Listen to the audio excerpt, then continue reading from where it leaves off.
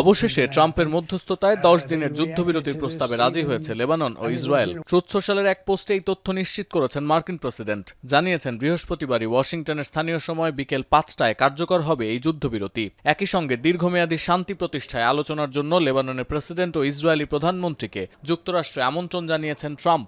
এর আগে মঙ্গলবার পররাষ্ট্রমন্ত্রী মার্কো রুবিওর উপস্থিতিতে 34 বছরের মধ্যে প্রথমবারের মতো ওয়াশিংটন ডিসিতে বৈঠক করে দুই দেশের প্রতিনিধিরা।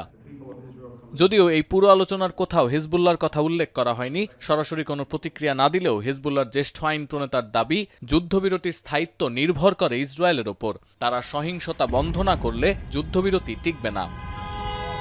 28 ফেব্রুয়ারি ইরান যুদ্ধ শুরুর পর গেল 2 মার্চ থেকে ইসরায়েলের বিরুদ্ধে লড়াই করতে নামে লেবাননের হিজবুল্লাহ। দক্ষিণ লেবানন পরিণত হয় নতুন ওয়ার জোনে। এর 2 সপ্তাহ পর 16 মার্চ দক্ষিণ লেবাননে স্থল অভিযান শুরু করে ইসরায়েলি সেনাবাহিনী। 8 এপ্রিল তেহরান ওয়াশিংটনের মধ্যে যুদ্ধবিরতি হলেও ইরানের অক্ষশক্তি হিজবুল্লাহর সঙ্গে ব্যাপক লড়াই চলতে থাকে ইসরায়েলের। প্রাণ যায় 2000-এরও বেশি লেবানিজের। এমন একটা সময়ে এই মধ্যস্থতা হলো যখন ইরানের সঙ্গে দ্বিতীয় দফায় আলোচনায় বসতে যাচ্ছে যুক্তরাষ্ট্র।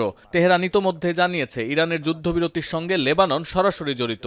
চুক্তি করতে হলে লেবাননকেও সম্পৃক্ত করতে হবে। তাই আগেভাগেই অভিভাবকের মতো লেবাননের শান্তি প্রতিষ্ঠায় তোড়জোড় দেখালেন ট্রাম্প।